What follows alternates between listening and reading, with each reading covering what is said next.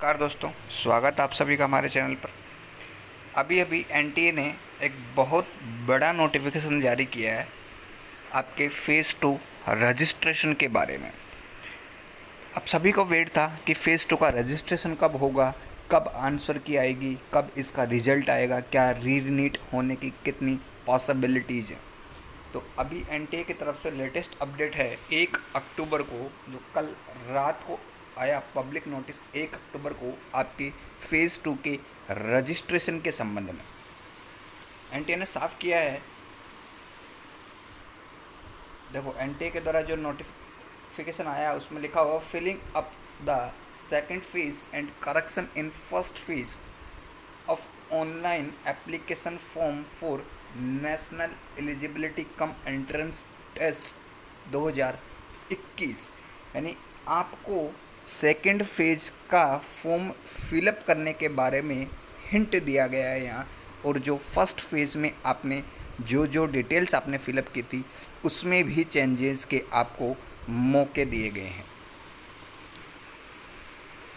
यहाँ देखो, NEET UG 2021 का फेज सेकंड का फॉर्म भरने की जो स्टार्टिंग डेट है वो है 1 अक्टूबर 2021 फ्राइडे से 10 अक्टूबर 2021 तक आप अपना नीट फेज़ 2 का रजिस्ट्रेशन फॉर्म फिलअप कर सकते हैं, रात को 11:50 तक। मेरा आपसे ये कहना है कि आप 10 अक्टूबर का वेट ना करके जितना जल्दी हो सके आप अपना फॉर्म फिलअप करें। अब कई स्टूडेंट्स हैं जिनके मन में ये चल रहा है कि हमारा जो नीट का एग्ज़ाम कंडक्ट हुआ उसमें अच्छे मार्क्स नहीं आ रहे, यदि हम नीट फ़ेज़ 2 का रजिस्ट्रेशन फॉर्म फिलअप नहीं करें तो क्या होगा। तो मेरा ये कहना है कि नीट फ़ेज़ 2 का जो रजिस्ट्रेशन फॉर्म है उसको फिलअप करने का आपका कोई भी चार्ज नहीं है। यानी जो आपने नीट एग्ज़ाम देने के लिए जो आपने फॉर्म फ़ेज़ 1 फिलअप किया उसमें जो आपकी फ़ीस लगी उसी फीस से आपका नीट फ़ेज़ 2 का रजिस्ट्रेशन फॉर्म फिलअप हो रहा है। आपको कोई भी एक्स्ट्रा चार्ज नहीं देना है इसके लिए। तो यदि आप सबने एग्ज़ाम दिया है तो मेरी राय यही है कि आप फॉर्म तो फिलअप करें, एक बार रिजल्ट आपका देखें, रैंकिंग देखें। यदि आपके मार्क्स कम आ रहे हैं तो उससे आपको रैंकिंग भी पता लग जाएगी, अपने खुद की एबिलिटी भी पता लग जाएगी कि जो हमने मेहनत किया उसका क्या परिणाम रहा। तो आप सभी 1 अक्टूबर 2021 से 10 अक्टूबर 2021 तक नीट फ़ेज़ 2 का रजिस्ट्रेशन फॉर्म फिलअप कर सकते हैं। और इसमें आपको फ़ेज़ 1 में कुछ करेक्शन का भी फैसिलिटीज़ दी गई हैं आपको। उसमें करेक्शन में आप क्या क्या करेक्शन कर सकते हैं। जेंडर आप करेक्शन कर सकते हैं, जेंडर में नेशनलिटी आप करेक्शन कर सकते हैं। यदि ईमेल एड्रेस में आपका कोई एडिट हुआ है तो आप वो चेंज कर सकते हैं। और सबसे बड़ी बात, आपकी कैटेगरी चेंज कर सकते हैं। यदि आपने पहले फ़ेज़ 1 में जनरल कैटेगरी फिलअप की और यदि अभी आपके पास EWS OBC जो भी सर्टिफिकेट हैं वो तैयार हैं आपके पास, तो आप अपनी कैटेगरी का फ़ायदा उठा सकते हैं। क्योंकि इस बार देखा जाए सोर्सेज के हिसाब से तो नीट 2021 का पेपर 2020 की तुलना में हार्ड रहा है। तो ऑब्वियसली बात है कि कट ऑफ लो जाने वाली है 2020 की तुलना में। तो आप अपनी कैटेगरी का फ़ायदा ज़रूर उठाएं।